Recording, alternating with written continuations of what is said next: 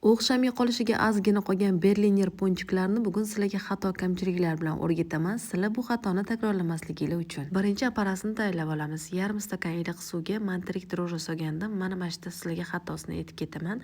Dro'jjam ochilganiga ancha bo'lgandi, shuning uchun menda unchalik darajada ko'tarilmadi. Oshirma xamirga har doim svejiy dro'jji olib ishlatinglar. Men oldin tag'in ham appara qilganim uchun ozgina ko'tarildi. Bu yerda ikkinchi xato, men xamirni shirinroq qilaman deb shakarni ham ozgina normadan ko'proq sovorman. Xullas xamirni bir amallab qorib chetroqqa oshirish uchun olib qo'ydim. Qovurish uchun idishga yog' solib qizdirib qo'yamiz. Nomiga bo'lsa ham ko'tarilgan xamirlarimizni zuvalachalaga bo'lib dumaloqlab chiqamiz va birozgina oshirishga olib qo'yamiz. O'rtadan pastroq olovda chiroyli qilib qizartirib qovurib olamiz. Ponchiklarni pishgandan keyin issiqligida shakarga bitta bulg'alab olamiz. O'rtasidan teshib ichiga nutella quyib chiqamiz. Chiroyli idishlarimizga solib dasturxonga tortamiz. Mazasi juda ham mazali bo'ldi, chunki sariyog'da bo'lganda faqatgina sal og'irroq xamir bo'ldi. Xatolarni aytib o'tganim uchun videoga bitta like bosib qo'ying.